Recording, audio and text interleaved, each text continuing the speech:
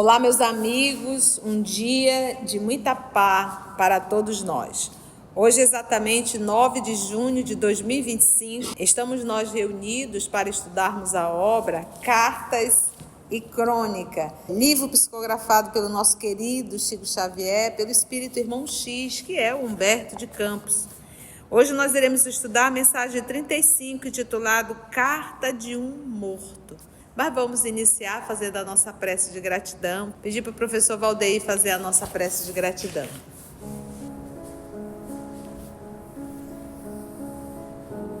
Senhor Jesus, Mestre querido, mais uma vez te agradecemos por esta oportunidade, por este encontro de corações que nos proporcionas na intimidade desta casa,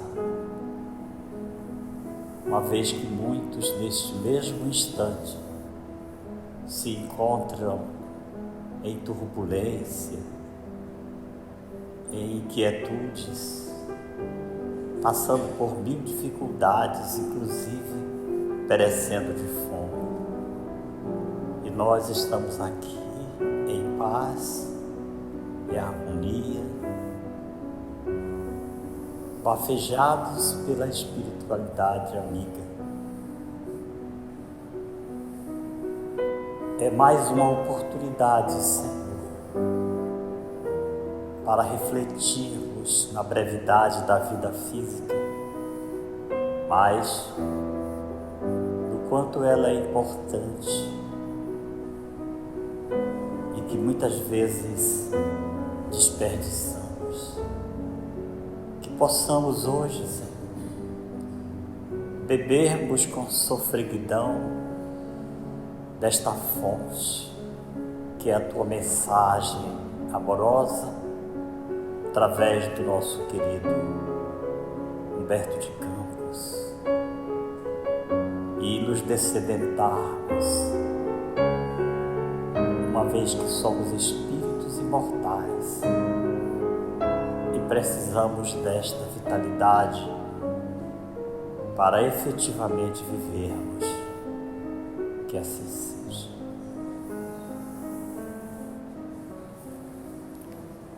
Obrigada, professor.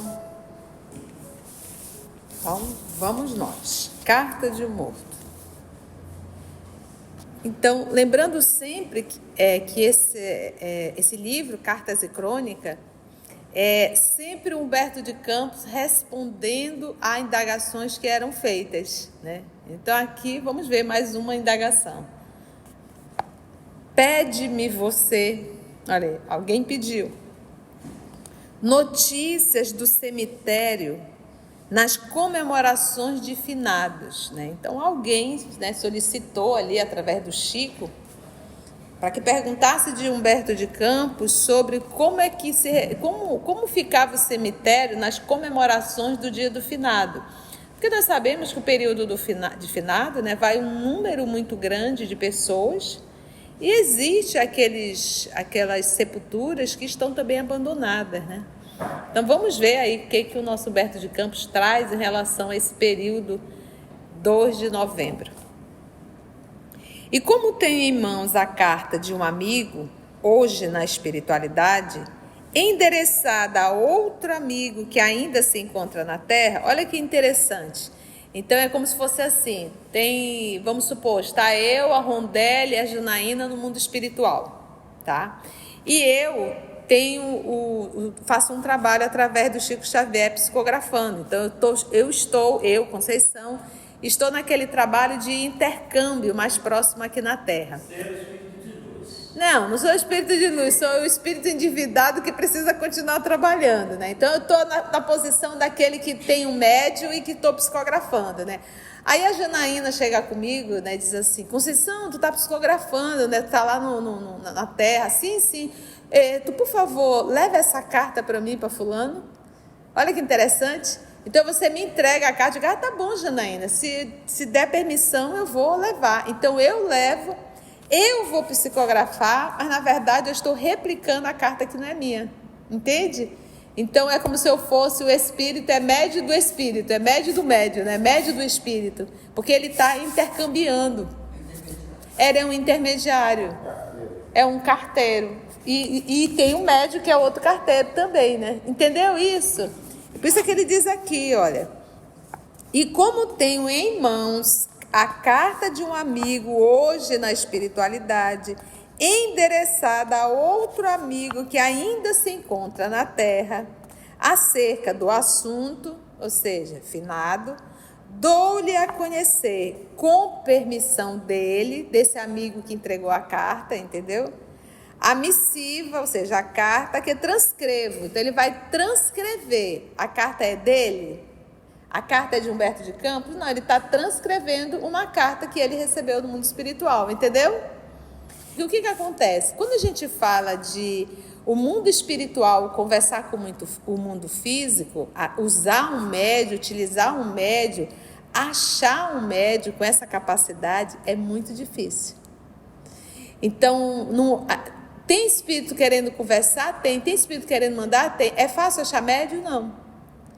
Porque além de você achar um médio, tem que haver uma combinação fluídica entre o médio e o espírito comunicante. Então, se Humberto de Campos já tem todo esse canal, entendeste? Por que solicitar? Entende?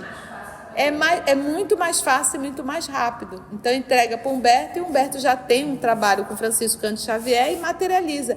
E detalhe, ele vai materializar essa carta, mas a gente observa que essa carta vai abordar os finados, vai abordar e não vai servir só a essa pessoa. O que a gente pensa, o que a gente percebe muito da espiritualidade? A espiritualidade com Jesus, ela não é pessoal, ela é coletiva. O que eu estou querendo te dizer?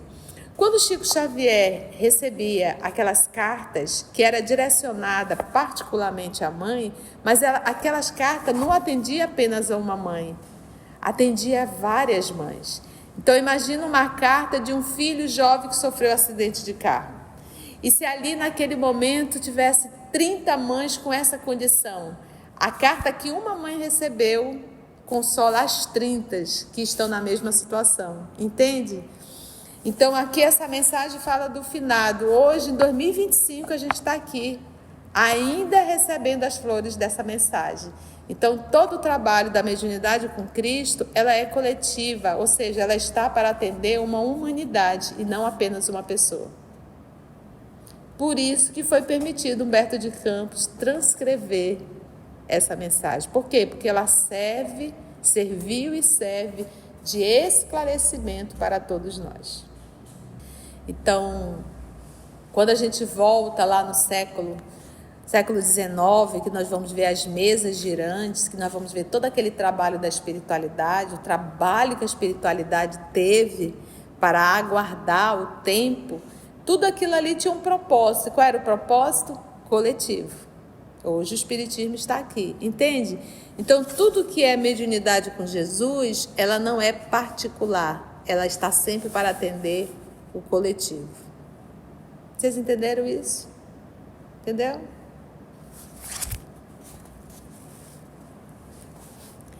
Ele diz então, e como tem em mãos a carta de um amigo hoje na espiritualidade, repetindo, endereçada a outro amigo que ainda se encontra na terra, acerca do assunto, dou-lhe a conhecer, com permissão dele, desse amigo, a missiva, a carta que transcrevo, sem qualquer referência a nomes, para deixar-lhe a beleza livre das notas pessoais, né? Deixar a beleza livre das notas ali pessoais. Então, tirou todos os nomes, o que importa é o conteúdo.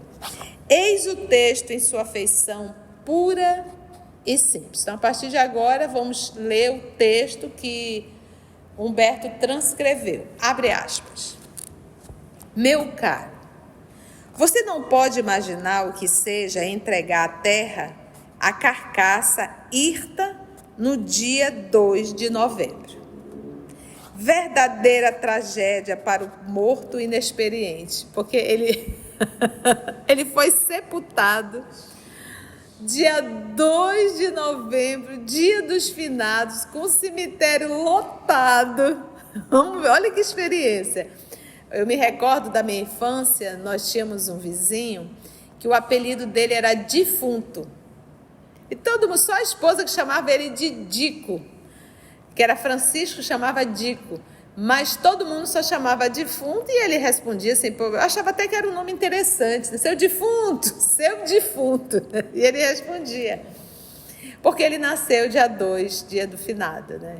E ele era um homem que era um homem boêmio, e ele dizia, quando eu morrer, eu quero feijoada, pagode e cerveja. E assim foi feito o sepultamento dele na casa, né? O velório, né? Feijoada, cerveja. Eu imagino o campo vibracional, né? Ele, coitadinho, não tinha a experiência, não tinha a informação, porque esse processo do velório deve ser um ambiente que normalmente não existe. Então, às vezes, a gente acha muito bonito um velório com muita gente, mas muita gente fazendo barulho e conversando fiada. E isso, às vezes, atrapalha muito se o espírito ainda está principalmente ali presente. O ideal, realmente, é um velório, muitas vezes, com poucas pessoas, e poucas pessoas realmente orando e dando todo o amparo espiritual para aquele processo do desenlace, né? Principalmente quando são pessoas muito jovens, né? Que é algo bem complexo, né? Entendemos isso? Então, ou seja, ele vai contar a experiência dele, ele desencarnou que dia?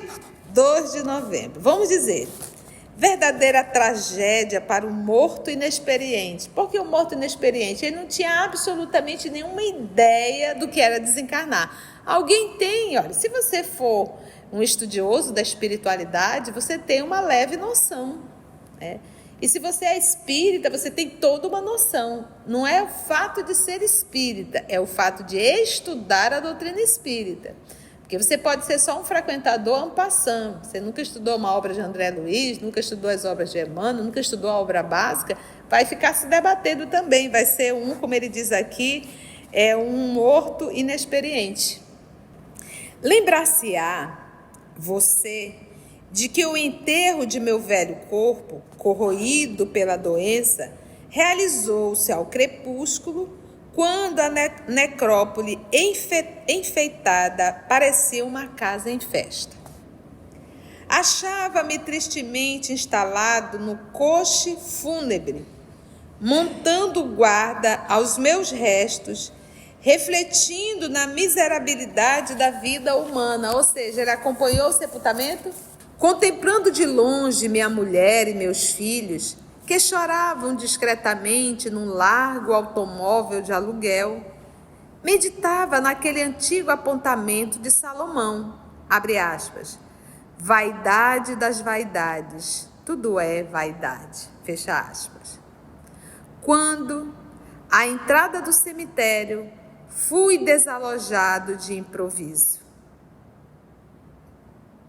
Da multidão irrequieta dos vivos na carne, vinha a massa enorme dos vivos de outra natureza. Era o desencarnado às centenas, que me apalpavam curiosos, entre o sarcasmo e a comiseração. Gente, olha que cena difícil. Alguns me dirigiam indagações indiscretas, enquanto outros me deploravam a sorte. Com muita dificuldade, segui o ataúde que me transportava o esqueleto imóvel e em vão tentei conchegar-me à esposa em lágrimas. Mal pude ouvir a prece que alguns amigos me consagravam, porque, de repente, a onda tumultuária me arrebatou ao círculo mais íntimo. Debalde, em vão, procurei regressar à quadra humilde em que me situaram à sombra do que eu fora no mundo. Os visitantes terrestres daquela mansão, pertencente aos supostos finados, traziam consigo imensa turba de almas sofredoras e revoltadas, perfeitamente jungidas, ou seja, ligadas a eles mesmos. Gente, olha a confusão. Valha-me Deus, Senhor, que não venhamos a desencarnar no período do finado, porque olha a confusão. Ele, coitado, estava ainda jungido, ligado ao corpo, ali ao caixão, vamos dizer assim. Partindo desse princípio, tinha mais o quê? ele se deparou, além com multidão de encarnados, tinha também multidões de desencarnados apalpando ele, perguntando, outros até de certa forma zombando da situação dele, porque estava vendo que ele era um novato. Aí tu acha que ainda é pouco? Cada pessoa que ia ainda trazia os seus espíritos vinculados às pessoas, entendeu? Os seus obsessores, os seus seguidores. Gente, olha a confusão. Uma festa, de festa macabra, né? Era realmente um tumulto muito grande. Gente do céu. Dia dos finados, né? Para você ver só. Vamos ver.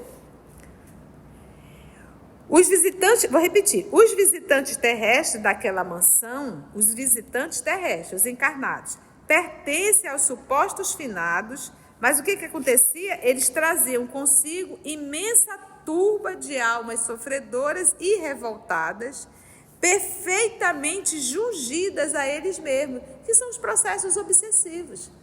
A pessoa às vezes traz ali uma multidão. Eu me lembro, é no livro Libertação. E tem um caso lá de uma paciente, ela prostrada, ela tinha um pouco mais de 60 obsessores vinculados a ela.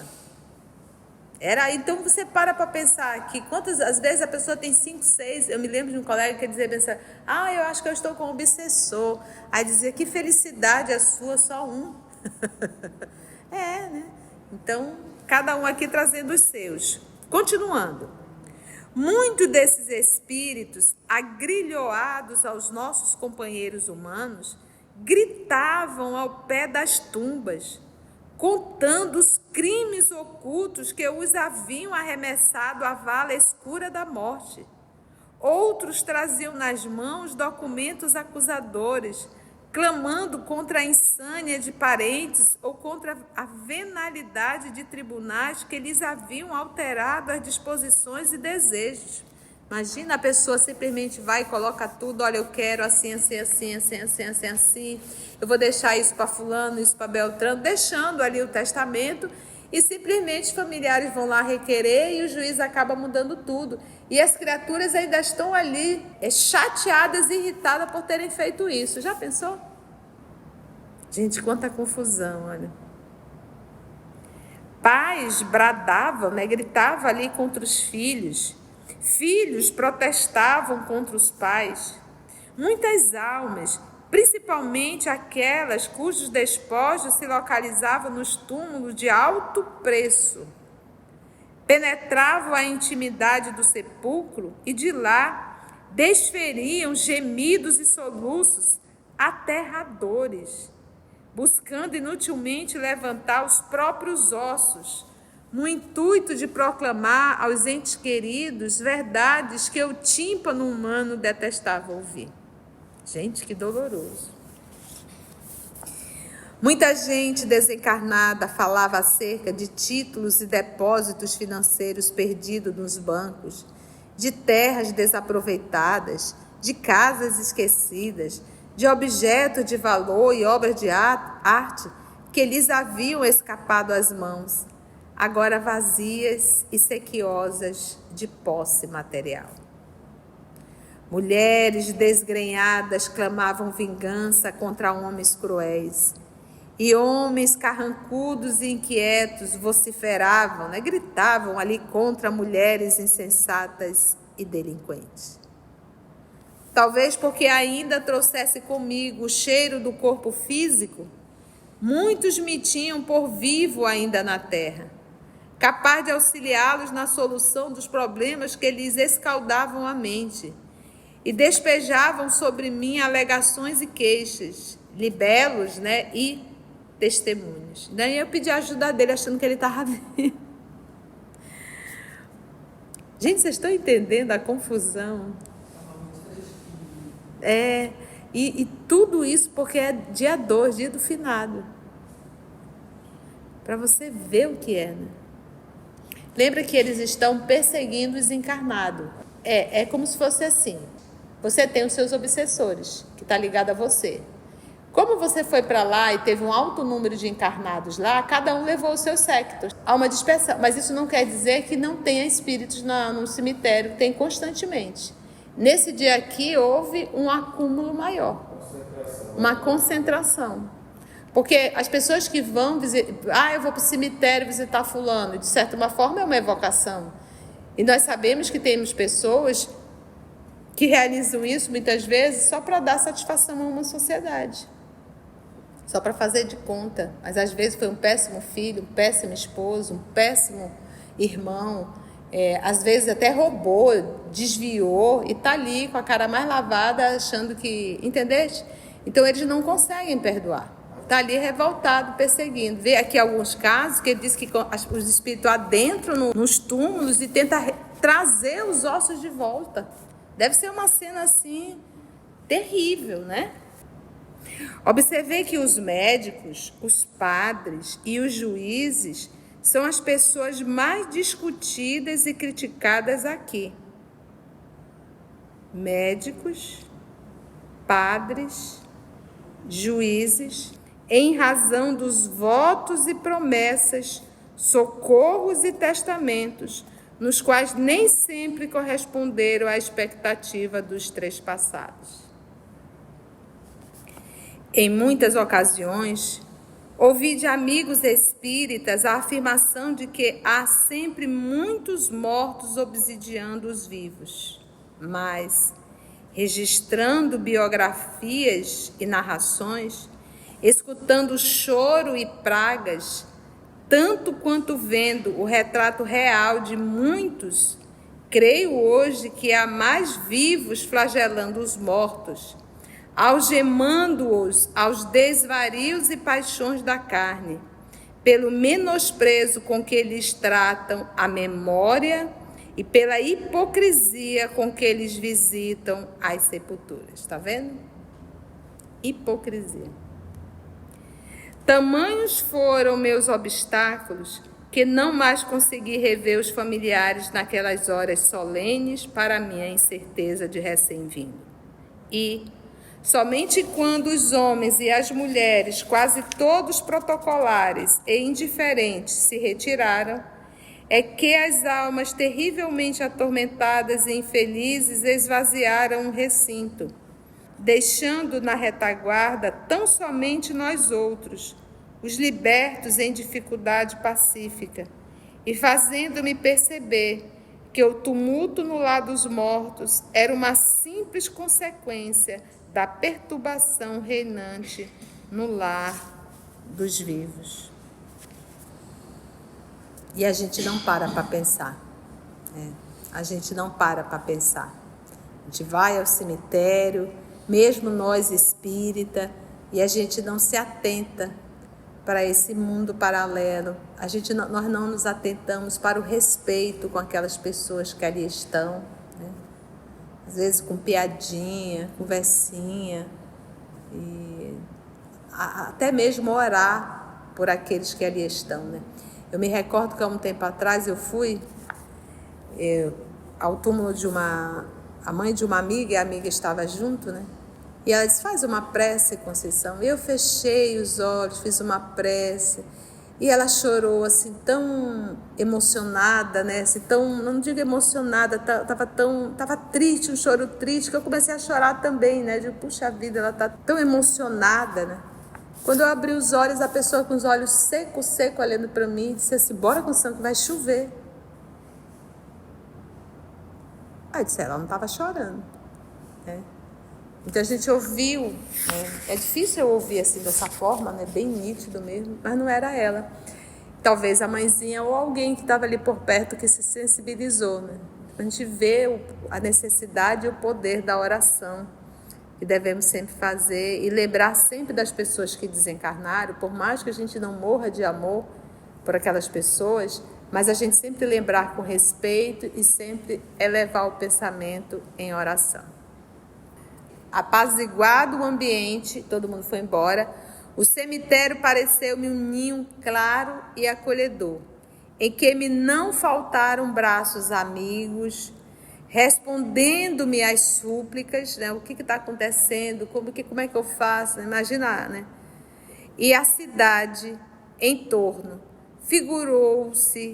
figurou-se-me então vasta necrópole, povoada de mausoléus e de cruzes, nos quais os espíritos encarnados e desencarnados vivem o angustioso drama da morte moral, em pavorosos compromissos da sombra. Como vê, enquanto a humanidade não se habilitar para o respeito à vida eterna, é muito desagradável embarcar da terra para o além, no dia dedicado por ela ao culto dos mortos, que lhes são simpáticos e antipáticos.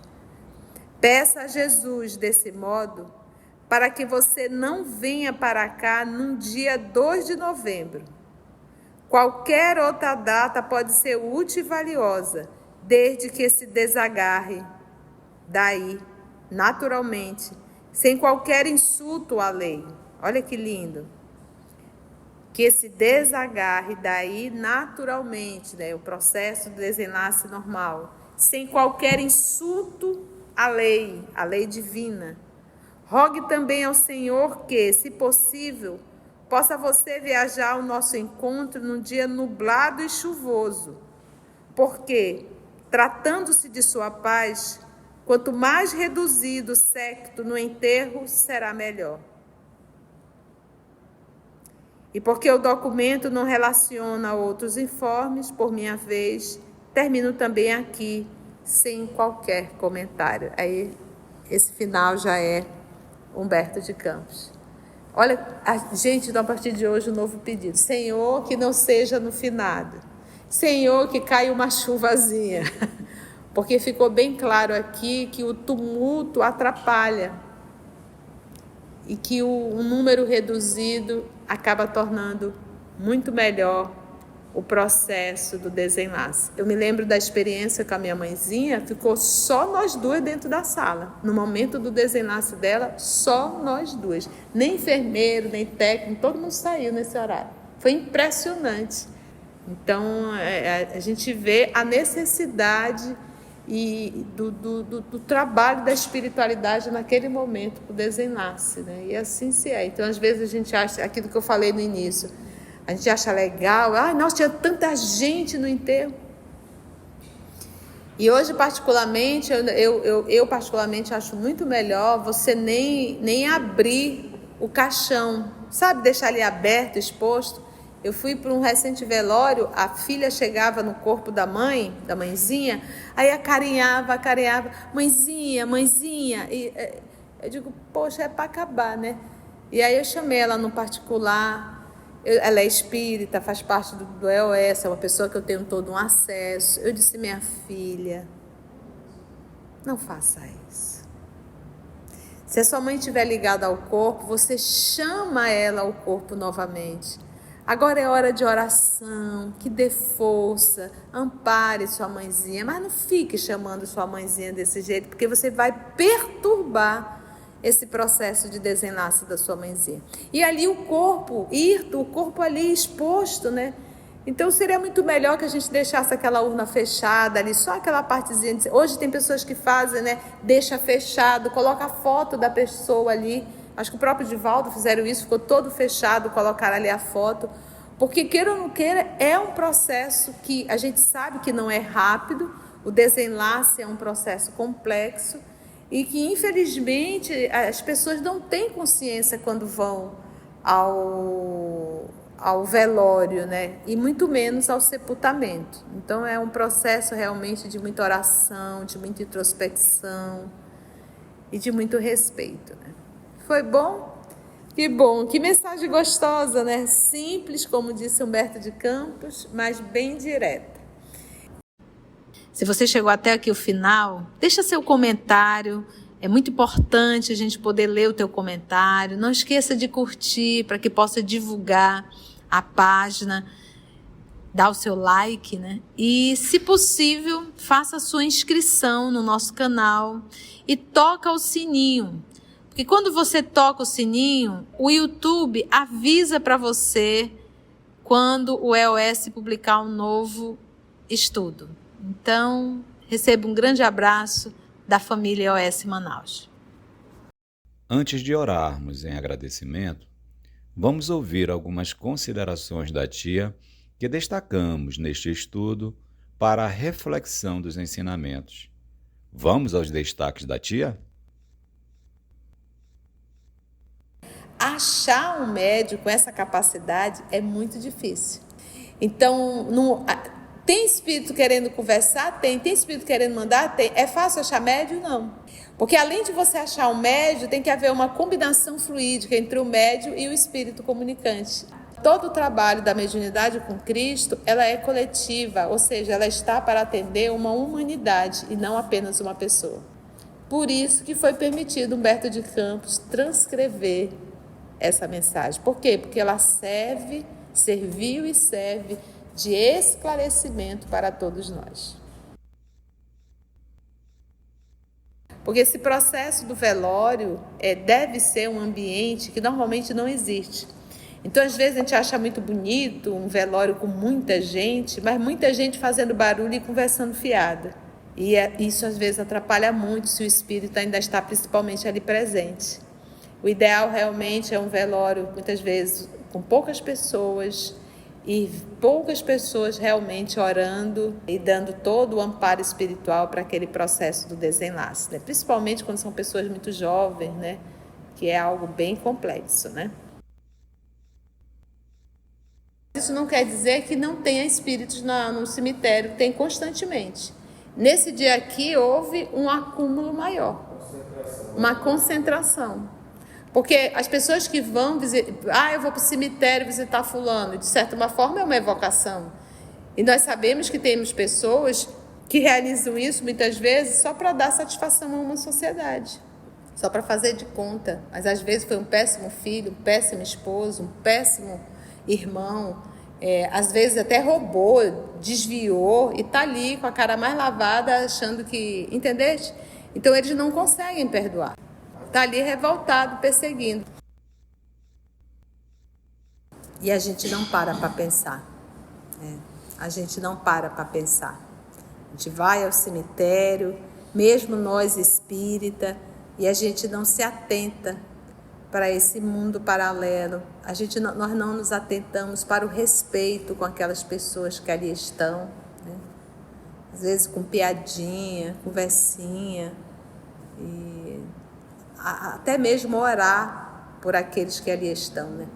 A gente vê a necessidade e o poder da oração que devemos sempre fazer e lembrar sempre das pessoas que desencarnaram, por mais que a gente não morra de amor por aquelas pessoas, mas a gente sempre lembrar com respeito e sempre elevar o pensamento em oração. Ficou bem claro aqui que o tumulto atrapalha e que um número reduzido acaba tornando muito melhor o processo do desenlace. Assim, concluindo o nosso estudo de hoje e agradecendo o nosso Mestre Jesus por mais este momento de aprendizado, vamos orar?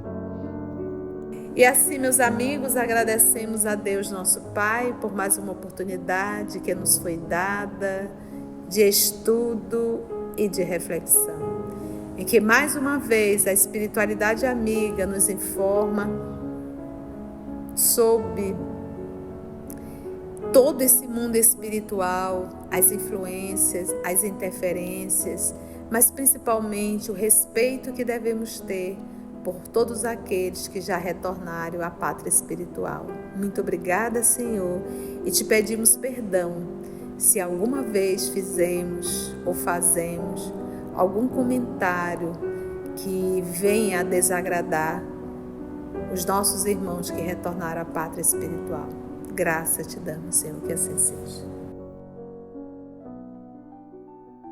EOS Manaus. Estudando para servir ao Cristo. Visite nosso site em www.eosmanaus.org. No YouTube, procure o canal EOS Manaus. Participe do nosso grupo no Facebook. No Instagram somos @EOS Manaus. Escute e estude na Rádio Manaus de Estudos Espíritas. Estamos, também, em diversas plataformas de áudio. Procure EOS Manaus, no seu aplicativo preferido. EOS Manaus. Estudando para servir ao Cristo.